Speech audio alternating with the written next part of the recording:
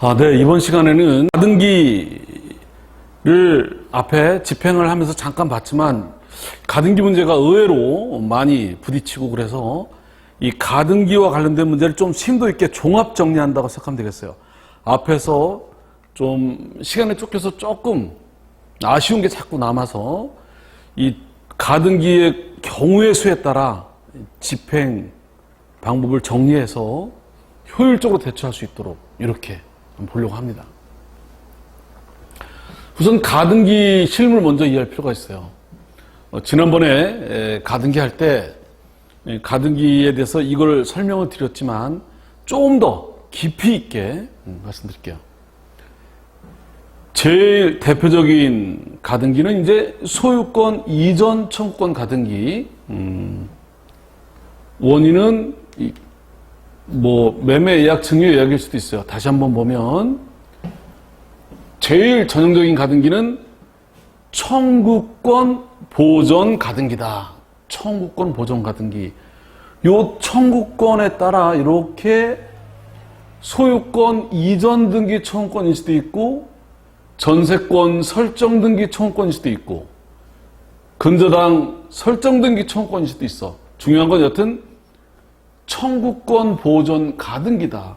그 원인에 따라 매매 예약일 수도 있고 증여 예약일 수도 있고 또 근저당 예약일 수도 있고 전세권 예약일 수도 있어요. 근데 제일 흔하고 많은 것은 소유권 이전 청구권 보전 가등기. 제일 많은 거는 매매 예약, 그 다음에 증여 예약이다. 이 청구권 보전 가등기는 우리가 이 가처분하고 같다고 생각하면 돼요. 가처분. 가압류와 가처분의 가장 큰 차이가 금전처권, 돈 받을 걸 보전하기 위해서 상대방의 재산을 잡는 걸 가압류. 비금전 청구권, 등기 청구권 이런 걸 보전하기 위해서 재산을 잠정 처분하는 거를 가처분. 돈이냐 아니냐, 우선권이 있느냐 없느냐 마찬가지예요. 이 청구권 보전 가등기는 가처분과 같다. 차이점이 있다면 가처분은 상대방이 안 해주니까 못 믿겠으니까 법원을 통해서 강제로 한 게 가처분이라면 이거는 상대방이 가등기를 해준 거다. 효과는 똑같다. 돈 때문에 한 게 아니기 때문에 가처분처럼 돈 때문에 한 게 아니기 때문에 돈이 남아도 배당을 못 받는다. 이거는 그 대신 얘가 본등기를 하면 밑에를 말소시킨다. 밑에를. 물론 얘가 제일 앞에 있으면 제일 선순위면은 경공매 할아버지가 돼도 이게 최선순위니까 말소 안 되고 있다가 본등기하면 다 말소시킬 수 있는데 중간에 근저당 미치면 얘가 본등기하면 자기 밑에는 말소할 수 있지만 자기 위에 근저당은 말소 못 시키기 때문에 경매 놓으면 근저당으로 경매 놓으면 이게 넘어가면 이것도 같이 없어지는 얘는 배당을 못 받는다. 돈 때문에 한 게 아니니까. 이게 청구권 보전 가등기다. 이번 시간에 그동안에 공부했던 걸 토대로 심도 있게 가등기 문제를 아주 깊이 있게 제대로 대처할 수 있도록 하겠습니다. 또 하나 가등기가 지난번에 잠깐 말씀드렸던 건데 담보 가등기. 이거는 돈을 빌려주고 근저당 하는 대신에 가등기를 한 거다. 이건 사실 근저당과 비슷하다. 담보 가등기는. 그러니까 돈을 빌려주고 만약에 돈을 못 갚으면 이 부동산을 대신 가져가라. 이걸 대물 변제 또는 대물 반환의 예약 그럽니다. 그래서 돈을 빌려가면서 못 갚으면 부동산을 가져가라. 만약에 나중에 돈을 못 갚아서 부동산을 가져오려고 했는데 그동안에 가압류가 들어오거나 명의가 바뀌면 못 가져오잖아. 가져오도 의미가 없고 이걸 방지하기 위해서 미리 가등기해 놓는 거야. 응? 그러다 돈을 못 갚으면 본등기하면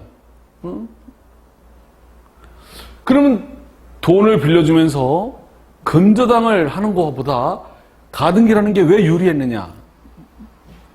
말씀드린 바 있듯이 근저당을 설정했으면 돈을 안 갚으면 경매를 넣어서 경매를 내면 오래 걸리고, 또 팔린 돈, 경매로 매각된 돈에서 근저당권자는 자기가 빌려준 돈과 이자 빼놓고 남는 돈은 후순위자한테 주든지 소유자에게 돌려주게 돼 있다. 나는 원금 이자밖에 못 받는다. 그러나 담보가등기를 하면, 돈을 안 갚으면 바로 본등기하면 경매 넣을 것도 없고, 또 원금 이자 빼고 남는 돈이 있어도 다 꿀꺽할 수 있어서 너무나 이것 때문에 사채업 하는 분이나 이런 분들 때문에 피해자가 속출하다 보니까 가등기 담보법이라는 걸 만들었다. 가등기 담보 등에 관한 법률을 만들었다. 이미 설명드린 거 있지만 복습을 좀 여기까지는. 자, 첫째, 꿀꺽하되 청산하고 꿀꺽해라. 무슨 말이냐면 시가에서 네가 빌려준 돈하고 원금 이자 빼고 남는 돈을 가지고 후순위자 주고, 또는 남는 게 있으면 소유자한테 주고, 그 다음에 꿀꺽해라. 청산하지 않고 그냥 이전 등기해가면 무효다. 무효. 청산하고 꿀꺽해라. 그냥 가져가면 무효다. 그냥 가져갔으면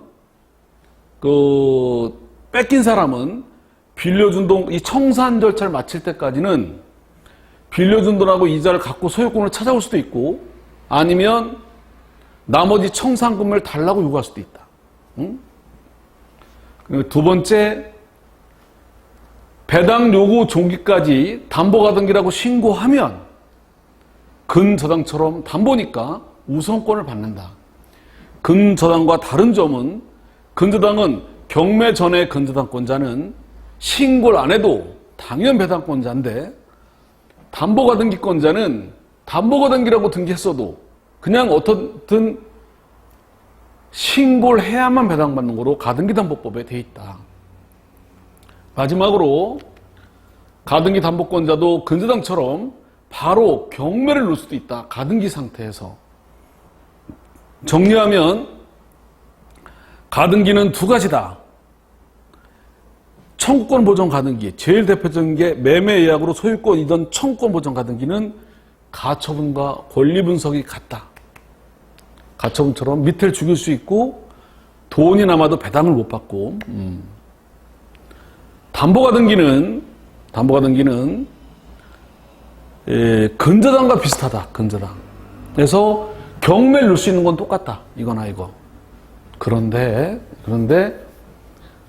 배당도 받을 수 있는 건 비슷하지만 이거는 신고를 해야만 배당받고, 마지막으로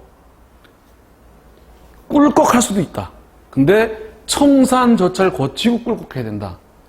청산 절차를 거치지 않고 꿀꺽하면 무효다, 이게. 그래서 원금 이자를 변제하고 찾아올 수도 있고, 아니면 청산금을 달라고 할 수도 있다. 이렇게 있다. 그래서 근저당하고 비슷하면서 좀 다른 면이 있다. 그래서 강제 집행 방법이 좀 다르다 그랬어요. 청구권 보전 가등기는 등기 청구권, 가등기에 의한 본 등기할 등기 청구권 강제 집행 방법에 따른다.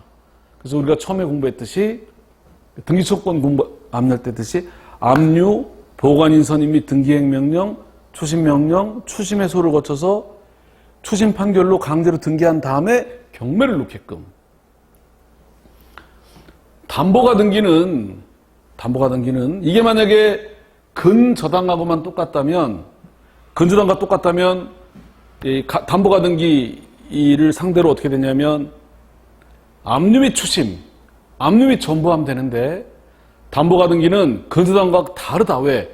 경매 청구권만 있는 게 아니라, 이것만 있는 게 아니라 이것도 있어가지고, 그래가지고 어떻게 한다? 담보가등기를 상대로 강제 집행할 때는 압류 추심, 압류 전부하면 안 된다. 어떻게 한다? 압류한 다음에 그 밖의 재산권, 이거는 그래서 압류한 다음에 특별한가 방법으로 매각을 해야 된다. 담보가등기를 해놓고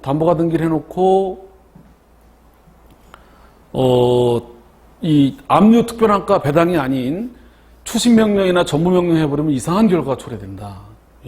특히 전부명령 같은 거 했다가는 뒤처리가 안 돼서 이상하게 될 수도 있다. 그래서 정리하면 압류 방법을 잘 선택해야 된다.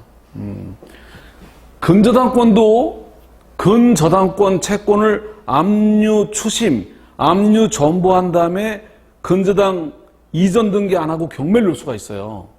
경매를. 그러니까 근저당은 압류 추심, 압류 전보 안 하고 경매를 넣을 수가 있는데 이 근저당을 이전 등기를 못 한다고 그래요. 학설상. 왜냐하면 근저당을 이전 등기하려면 채권이 확정된 다음에나 이전 등기가 되는데 근저당 채권 압류 추심 전부했더라도 이 채권이 확정됐는지를 몰라가지고 이 근저당을 이전 등기하려면 계약 양도로 하거나 채권이 확정된 다음에 이 양도를 받아야 되는데 바깥에서 압류 추심 전부만 해가지고는 이 피담보 채권이 확정되는지를 모르기 때문에 그냥 압류 추심 전부한 거 가지고 이전 등기하는 게 쉽지 않다고 그래요. 근데 이 가등기 담보한 거를 압류 추심한 다음에 이전 등기 받으려면 이게 과연 이전 등기가 되는 건지도 애매하다니까? 이게 근저당권만 있는 게 아니라 이것도 있고 막 그러기 때문에 그래서 어떻게 된다? 압류에서 특별한가. 특별한가 하면 뭐다? 낙찰자가 가등기를 낙찰받는 거예요. 그 돈을 이제 배당받는 거죠, 우리는. 담보 가등기를. 그래서 방법이 다르다는 걸 눈여겨두고 여기까지는 지난번에 했던 거, 지난번에 말씀드렸던 내용을 복습하는 중이었어요.